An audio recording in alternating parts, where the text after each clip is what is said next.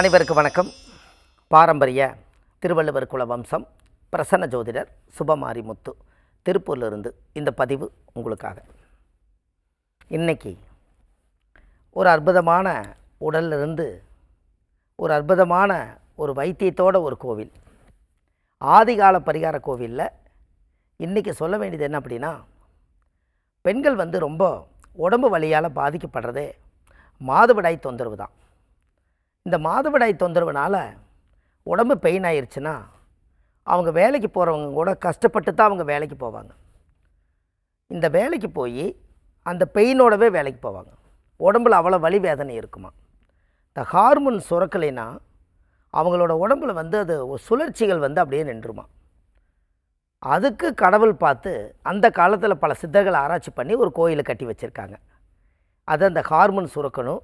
ஒவ்வொரு சுரபிகள் இருக்குது நம்ம உடம்பில் ஒவ்வொரு சுரபிகள் இருக்குது. அது சுரக்கலைன்னா எப்படி தாமரை காலையில் மொக்கா இருக்கும், 4 மணி வரைக்கும் மொக்கா இருக்கும், அப்படியே இப்படி கூம்பாட்டு இருக்கும், இப்படி இருக்கும். அந்த சூரிய ஒளி பட்டோடனே அந்த சுரபி அப்படியே தாமரை அப்படியே மலர்கள் அப்படியே சுரக்கும். யார் போய் அதை எடுத்து விடுறா சொல்லுங்கள். அப்போ அந்த சூரிய ஒளி பட்ட உடனே அந்த ஹார்மோன் சுரக்குது. அதே மாதிரி தான் தாமரை இலையிலையும் கூட அந்த சூரிய ஒளி கிடச்சா ஸ்ட்ரென்த்து கிடைக்கும். அது மாதிரி தான் நம்ம உடம்பில் ஒவ்வொரு சுரபிகள் சுரக்கணும். அது சுரக்காமல் போயிடுச்சுன்னா தான் அவங்களுக்கு வயிற்றுக்குள்ளே கட்டி வளர்றதோ மாதவிடாய் தொந்தரவுகள் வர்றதும். இந்த மாதவிடாய் தொந்தரவு அதிகமாக இருந்துச்சுன்னா இவங்களுக்கு அந்த ஹார்மோன் சுரப்பி பத்தலைன்னா அவங்களுக்கு மாதவிடாய் பிரச்சனை ரொம்ப சிரமப்படுவாங்க. வலியும் வேதனையும் ஒரு பெண்களுக்கு ரொம்ப அதிகமாக இருக்குது. அதான் தன்னோட வேதனை தனக்குள்ளேயே மூடி வச்சுட்டு இந்த வலி வேதனையோடவே அவங்க வேலைக்கு வந்துட்டுருப்பாங்க. அது யாருக்குமே தெரியாது. இந்த ரகசியம் அவங்களுக்குள்ளேயே போயிடும். இது யாருக்கிட்டையும் சொல்லவும் முடியாது. அப்படின்னா பார்த்துங்க. அப்போ சொல்லாத விஷயங்கள் எத்தனையோ இந்த உலகத்தில் இருக்கல்ல, இதெல்லாம் பெண்களுக்குள்ளே இருக்கக்கூடிய பரம ரகசியம். அப்போ அதுக்கும் கூட ஒரு கோவில் இருக்குது. வாழ்க்கையில் ஒரு முறை அந்த கோயிலுக்கு போயிட்டு வந்தால் அந்த உடம்பு சீர்திருத்தம் ஆகுமா. அப்போ அதுக்கு ஒரு கோவில் வேணுமல்லவா. இந்த உலக மக்கள் நலனுக்காக அந்த கோவிலை கட்டி வச்சுருக்காங்க. அது பெண்கள் இந்த மாதிரி ஒரு தத்தளிப்புக்குன்னே ஒரு கோயில் இருக்குது. அது மாதவிடாய் என்பது ரொம்ப முக்கியமான விடா. அப்போ மாதவிடாய்ங்கிறது ஒரு முக்கியம். இதில் இந்த கோயிலை பற்றி இப்போ நான் உங்களுக்கு சொல்கிறேன். இதை கண்டிப்பாக நீங்கள் தெரிஞ்சுக்கங்க. திருவாரூர் மாவட்டம் பேரளம் அருகே திருமியச்சூர் அப்படிங்கிற ஒரு ஊரில் தான், அந்த கிராமத்தில் அந்த கோயில் அமைஞ்சிருக்குது. இது மாதவிடாய் தொந்தரவுக்கு. இது யாருக்கெல்லாம் இருக்குதோ அவங்கெல்லாம் வாழ்க்கையில் ஒரு முறை அந்த கோயிலுக்கு போயிட்டு வாங்க. நிறைய படிக்கிற பொண்ணுகளுக்கெல்லாம் பார்த்திங்கன்னா அவங்களுக்கு ரொம்ப தொந்தரவு அதிகமாக இருக்கும். இந்த பெயினோடவே அவங்க ஸ்கூலுக்கு போக வேண்டியதாக இருக்கும், காலேஜ் போக வேண்டியதாக இருக்கும். இதனால் அவங்க வலி வேதனையை தாங்கிட்டு போவாங்க.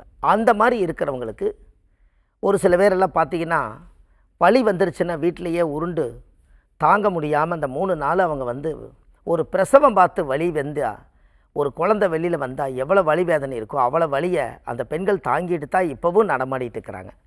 அவங்களுக்கெல்லாம் இந்த கோயில் தெரிஞ்சதுன்னா நிச்சயமாக ஒரு முறை அந்த கோயில் போயிட்டு வருவாங்க. அந்த கோவில் என்ன ஒரு சிறப்புன்னு கேட்டிங்கன்னா, லலிதாம்பிகை அந்த கோவிலுக்குள்ளே இருக்குது. நெய் வாங்கி சாமி பாதத்தில் வச்சு பிரசாதம் கொடுக்குறாங்க. 48 நாள் தொடர்ந்து அந்த நெய்யை சாப்பிட்டு வந்தால் மாதவிடாய் கோளாறு நிவர்த்தி ஆகுது. எப்படி இந்த கோவில் கண்டிப்பாக போகணும் அல்லவா. அங்கே திருமியச்சூரில் அந்த ஆலயம் அமைஞ்சிருக்குது. அதில் லலிதாம்பிகை தாயார் இருக்கிறாங்க. அந்த தாயாருடைய சன்னதியுடைய பாதத்தில் நெய்யை கொடுத்தீங்கன்னா நெய்யை பாதத்தில் பூஜை பண்ணி அந்த நெய்யை வலித்து அப்படியே கொடுக்குறாங்க. அதை அந்த சாமியை கும்பிட்டு கொஞ்சம் கொஞ்சமாக எடுத்து நெய்யை 48 நாளைக்கு நாக்கில் வச்சுட்டே வந்தால் அது முழுங்கும்போது கர்ப்பப்பைக்குள்ளே போய் கட்டி மாதவிடாய் தொந்தரவு வலி வேதனை எல்லாம் குணமாகுது. இதை அசைக்க முடியாத நம்பிக்கை. கண்டிப்பாக ஒரு முறை போயிட்டு வாங்க. எவ்வளோ ஒரு ஆச்சரியம். இது எல்லாமே வைத்தியமாத்தானே வச்சுருக்காங்க. உங்களுக்கு ஒன்று தெரியுமா, ஜோதிட ரீதியாக போய் சொல்லப்போனால் 27 நட்சத்திரம் இருக்குது. அப்போ ஒரு நாளைக்கு ஒரு நட்சத்திரம் தான் வருது. அப்போ 27 நாளைக்கு 27 நட்சத்திரம்னா 30 நாள் இல்லை ஒரு மாதத்துக்கு. அப்போ இந்த 3 நாள் இடைவெளி நட்சத்திரத்துக்கும் கூட விட்டு வச்சுருக்காங்க. அதுதான் முன்னோர்களோட சக்தி. எப்படி இந்த விவரங்கள் எல்லாம் நம்ம தெரிஞ்சுக்கணும்.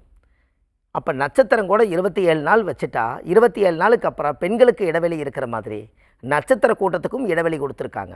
அந்த 3 நாளுக்கு அப்புறம் மறுபடியும் அசுபனி பரணி கிருத்திகின் தான் வரும்.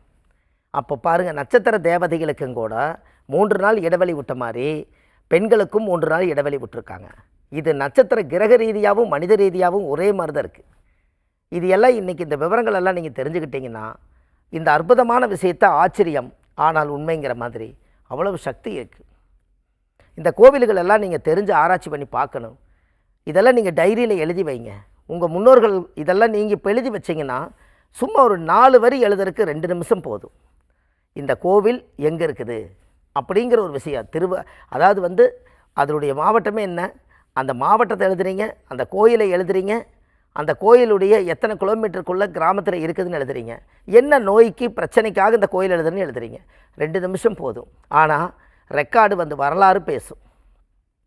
இந்த கோயில் உங்களுக்கு எங்கே கிடச்சின்னு கேட்டால், நான் புதியுகம் டிவியில் பார்த்தேன். சுபமாரிமுத்துங்கிறவர் இந்த கோவிலை பற்றி சொன்னாப்பில், அந்த கோயிலுக்கு நம்ம ஒரு முறை நம்ம போயிட்டு வரலான்னு உங்கள் மனசில் பதிவாக எண்ணத்தை போட்டிங்கனாலே இறைவன் உங்களை கூப்பிடுவார்.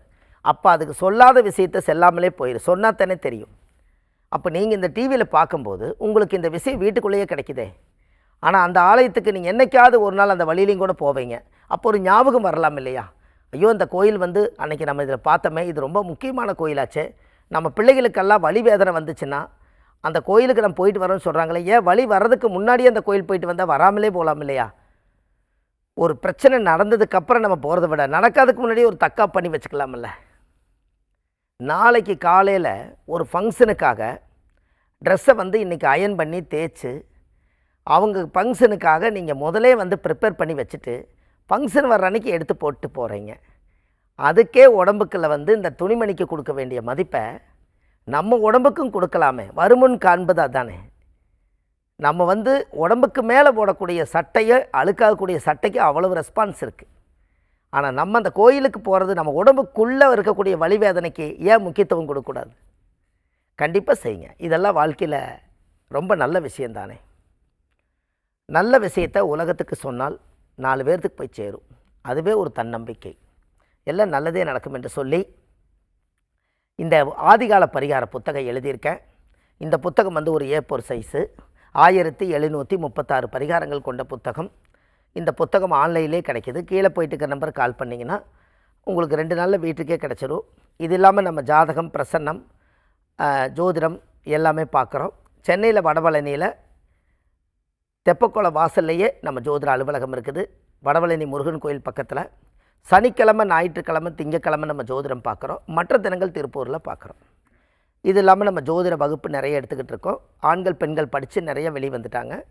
இன்னொரு பேட்ச் பெண்களுக்கு ஒரு 108 பேருக்கு இந்த மாதத்தில் தொடர்றோம்.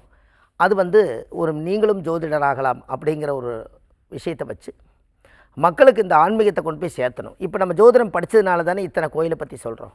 அதனால் கண்டிப்பாக சேர்த்தணும் என்று சொல்லி நிறைய காசி, கயா, அயோத்தி, இந்த மாதிரி புத்தகையா, திருச்செந்தூர், ராமேஸ்வரம், இந்த மாதிரி ஆலயங்களுக்கெல்லாம் மாதம் அழைச்சிட்டு போகிறோம்.